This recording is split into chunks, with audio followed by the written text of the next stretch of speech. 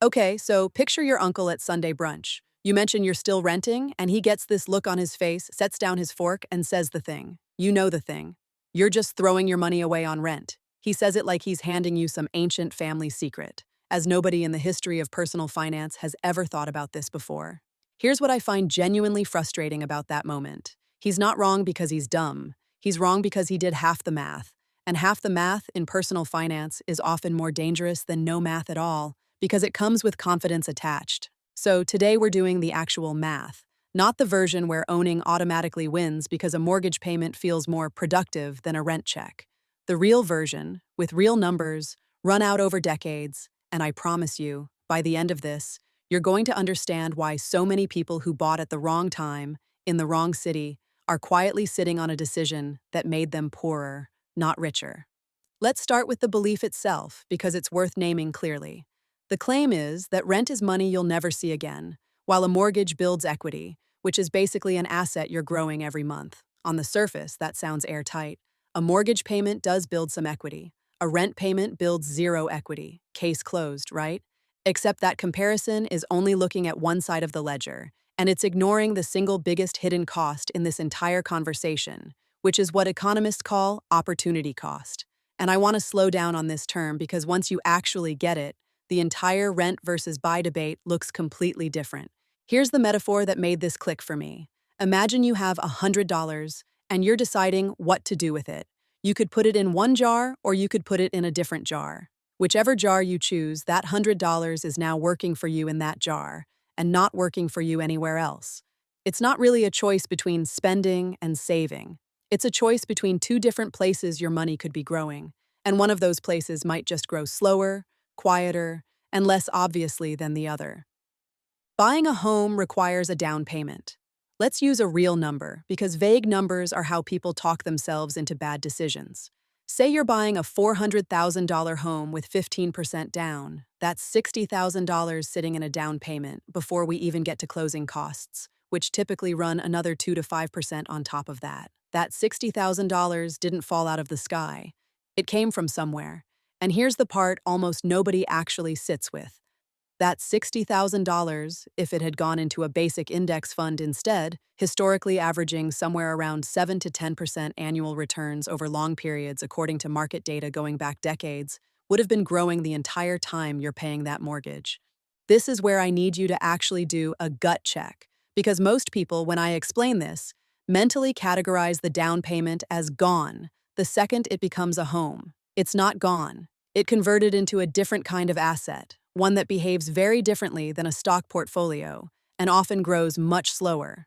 Now let's talk about the part nobody wants to talk about, which is what owning actually costs beyond the mortgage payment itself. This is where your uncle's math falls apart completely. There's a widely cited rule among real estate professionals and financial planners that home maintenance alone runs somewhere around 1 to 4% of the home's value every single year. On a $400,000 home, that's $4,000 to $16,000 annually, just in upkeep, before property taxes, before homeowners insurance, before HOA fees if you've got them, before the roof that needs replacing in year 12 that nobody budgeted for. Rent, by comparison, has a strange kind of honesty to it. When something breaks, you call your landlord. That's the whole transaction. The stress, the cost, the surprise $5,000 furnace replacement, all of it stays somewhere else. People treat that as a downside of renting, this idea that you have no control. But flip it around for a second. That's also risk you're not carrying. That's also money you're not required to have sitting in an emergency reserve, just in case your water heater decides today's the day. So here's where the real math starts to take shape. And I want to walk you through it the way I'd actually run these numbers myself, because this is where the reveal happens. There's a benchmark some financial analysts use called the price-to-rent ratio. You take the price of a home and divide it by the annual rent for a comparable property. Rough guidance floating around in financial planning circles suggests that below 15, buying tends to make more sense. Above 20, renting often comes out ahead because the home price has run so far past what rental income would justify that you're essentially overpaying for the emotional experience of ownership. In a lot of major metro areas right now, that ratio is sitting north of 20, sometimes well north of it, and climbing.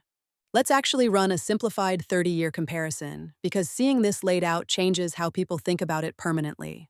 Buyer puts down that $60,000, pays a mortgage, pays maintenance, pays property tax, and after 30 years owns a home outright, now worth some appreciated value.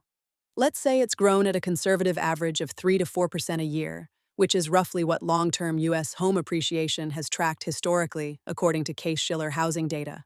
Renter takes that same $60,000 and instead of a down payment, invests it.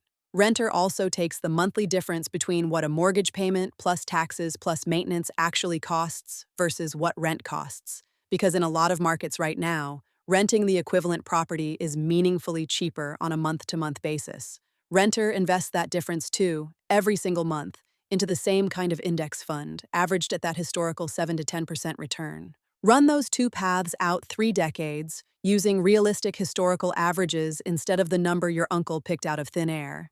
And in a genuinely significant number of real-world scenarios, especially in high-cost cities, the renter-investor ends up with a larger net worth than the homeowner. Not always, not everywhere, but often enough that renting is throwing money away simply cannot survive contact with actual math.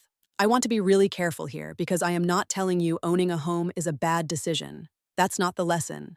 The lesson is that owning a home is not automatically the financially superior decision, the way it's been marketed to us for decades, and treating it as a universal rule instead of a location.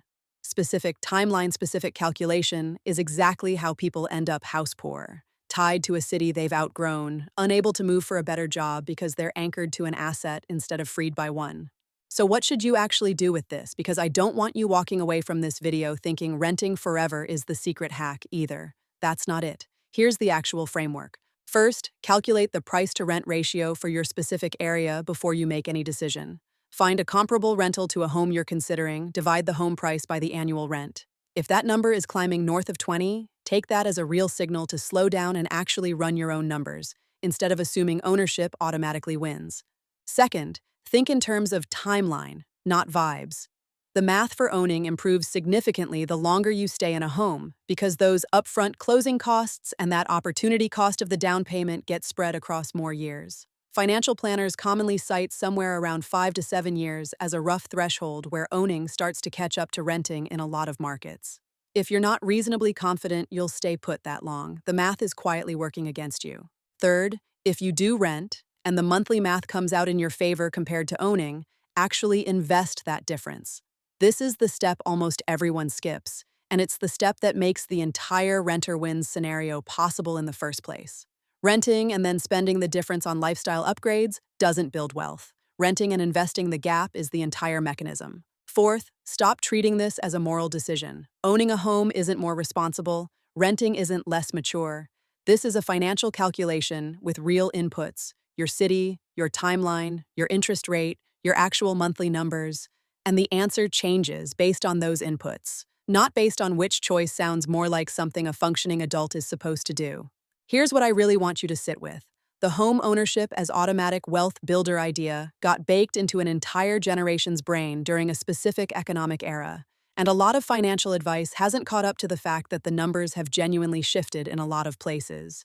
Your uncle's version of the math was built for a housing market that, in a lot of cities, doesn't exist anymore. Run your own numbers, actually run them, with your real rent, your real mortgage estimate, your real city's price-to-rent ratio. Don't inherit a decision that was calculated for someone else's decade. If this changed how you think about that Sunday conversation, subscribe. Because next week I'm breaking down the exact 5-year rule real estate agents don't want you calculating before you sign anything.